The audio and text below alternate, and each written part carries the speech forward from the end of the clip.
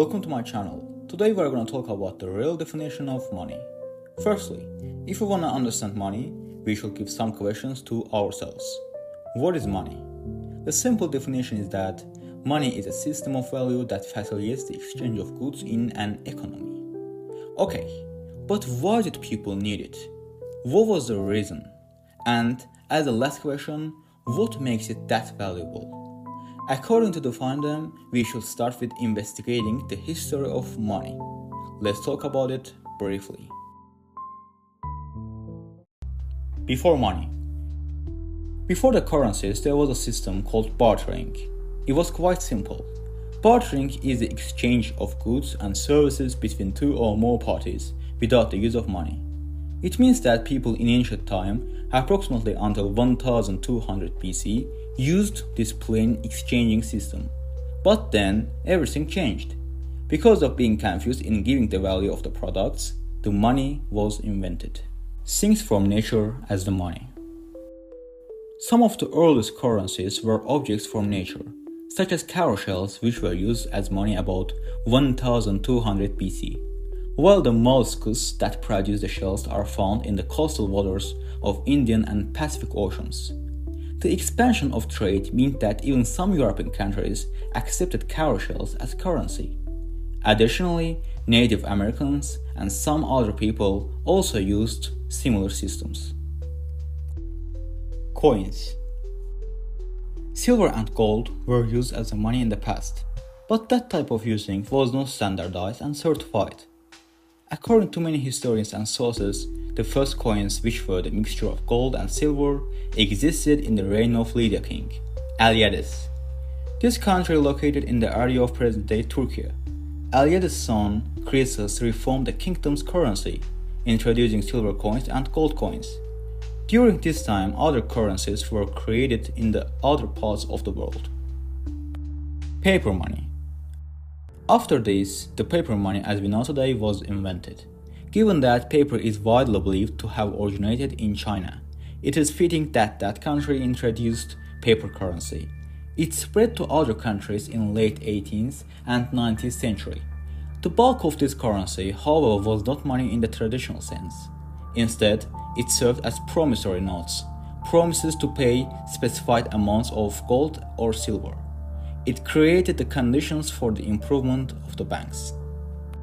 Gold standard. However, that currency brought a lot of problems. One of them was that paper money, unlike gold and silver coins, has no intrinsic value. As a solution, the leader in the international finance of United Kingdom introduced a system called gold standard in 1821. In this system, the standard unit of currency is typically kept at the value of a fixed quantity of gold, which increases confidence in international trade by preventing governments from excessively issuing currency. But it had drawbacks. After the Great Depression, countries began to rethink of the gold standard, and by the 1970s, gold was no longer being tied to currency. Modern cards. When it comes to our modern time, most people use universal cards.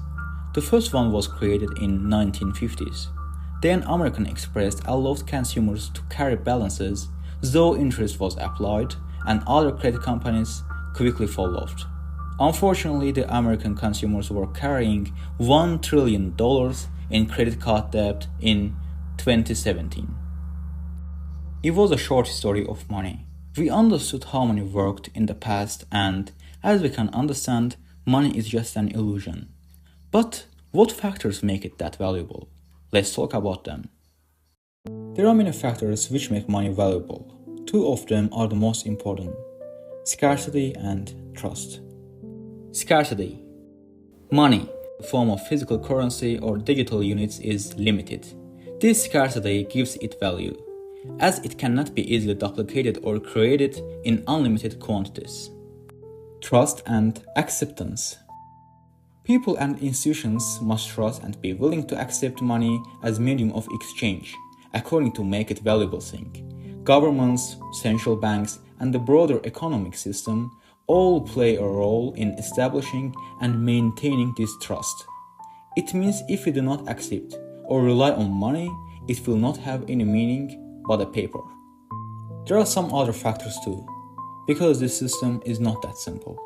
Network effect, backing, and convertibility can be some of them. As a conclusion, we can say that we, people, make it that valuable. Without some of those factors, it would be just a paper.